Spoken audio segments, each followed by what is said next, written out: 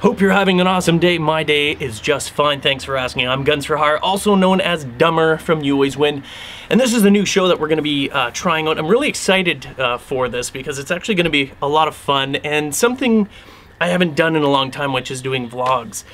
So I hope you guys enjoy it. The idea or the concept of the show, basically, the series name altogether is Dumb and Dumber Thoughts. Now, that's not the name of every single video because we're going to be splitting it up. We're going to be trying something new, which I think will be fun, and I think hopefully a lot of you will join in via the comments to get part of these videos as well.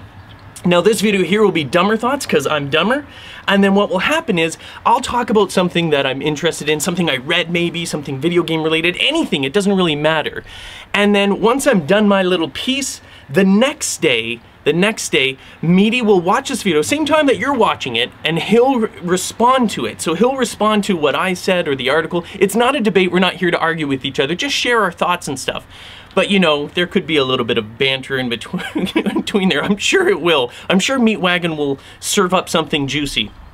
So he'll respond, and then he'll bring up a new topic that he sort of read somewhere, and then I'll watch his video and respond to it the next day. So every other day. So one day it'll be dumber, the next day will be dumb thoughts, dumber thoughts. You get it anyway. So today's topic that I want to start off this show with is the talk about next-gen consoles. And I know there's so much information, and right now we don't have a lot of information on the Xbox 720, which I believe is supposed to debut May 29th, or somewhere around there, somewhere in May anyway.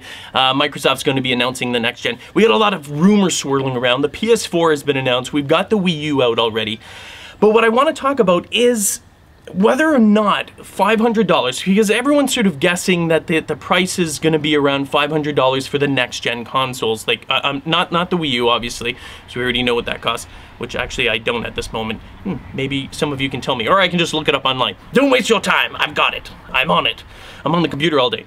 So the PS4 and the Xbox 720 are rumored to cost around $500, maybe $550, I don't know, somewhere around there anyway, which is more or less in line with the costs of the Xbox 360 and well, except for the PS3 was $600 when they debuted. But is that too much? Like, do you feel that that's too much for the systems? Honestly, I used to just say, oh, you know what, well, it's new technology and everything, but because I'm so into computers now, we do a lot of PC gaming, we built our own PCs. Granted, the one that I use to render and play on is, you know, over $3,000, which is way more. And if you looked at that and said, oh yeah, well, I get to play AAA games, like all the big titles on a PS3 and an Xbox 360 for, what is it, $200? $200 for, I think, a 4 gig, and I'm talking about Canadian prices here. I don't know how much they cost where you are. But $200 for a system that plays all the AAA games is a pretty decent deal. You know what I mean? It allows it. Not everyone has the time and the money to get a computer system. I think many of us have one already in our house. Whether or not it can play these AAA games like Battlefield 3, you know, at the high render settings, I don't know. I don't know. But a lot of times consoles, I've always traditionally been a console gamer, not so much anymore. I do play on my PS3 and Xbox 360, but I mainly game on PC now, and I'm used to spending the money on it to upgrade it. The nice thing is that you can upgrade it.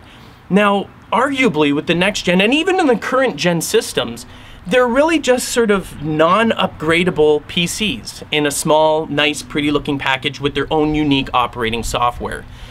Is that too much then? Is it too much? Because, like, think about it, when the 720 comes out and the PS4 come out, sure, the technology that's in them on day one is going to be decent. And I say decent, like probably in line with the higher end, I guess, store-bought PCs. But nowhere near the high-end specs. So $500 for something that you can't upgrade, that plays with the, you know, the same level as a PC. I mean, you can go into Best Buy or Future Shop and get a PC probably for, I would imagine, around $500 or around there, maybe even less. I don't know. That could play all those games. But you can also upgrade it. You can also add components to it. You can change elements about that. You can use an Xbox 360 controller on it. Now with Steam, the big picture, you can play on your big screen TV. So it's getting harder for me to sort of say, yeah, you know what, oh no, it's good. It's $500 is actually a good deal for a next-gen console. The way that they see it as being you know, they pull you in is the exclusives. You got the Halos, you got the, oh, I'm gonna say this wrong now.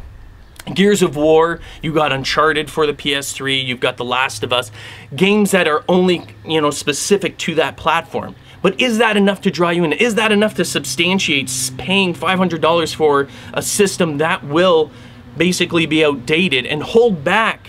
Hold back. I'm saying hold back because in certain cases, a lot of developers, you know, this new technology comes out. Technology improves so fast over time that, you know, you can't possibly keep up. The only way to keep up is to have a PC so you can upgrade those components. You can't do that with the Xbox. And so developers wanting to go multi-platform have to keep it back and can't improve it. They can't take advantage of that new technology because really from a business perspective, they got to keep it in line with the lowest. The slowest person or the lowest sort of quality is what's going to sort of dictate across the board. They can tweak it a little bit, provide some extra, you know, attention to the PC, say, oh no, on PC you'll be able to do this, but overall they're not going to change the fundamentals of the programming for that game. So again, I don't know. I think maybe $500 for it might be a little bit pricey, but that's just me. And this is the first time I've ever thought that maybe $500 is too much for a console that can't really be upgraded. Not when you see what places like Steam are doing with the big screen, not when you take a look at the fact that it's really just a compact PC in a nice looking casing. You know what I mean? What are your thoughts? What do you think? Is it actually worth it? Do you like it, you know, just for the games? Are the exclusives enough to say, you know what? I don't care if it's upgradable. $500 really isn't too much, not for new technology, or maybe you find it absolutely ridiculous. Maybe they should make them $200 and get the sales or the profits back from software, which is usually what happens over time anyway. That's what happened to Sony. They had to drop that $600 price point on the PS3 because no one was buying it, and they were losing a lot of money based on per unit. Over time though, the software sales helped them turn a profit. Those are my thoughts. Boom, matey. Ball's in your court, buddy.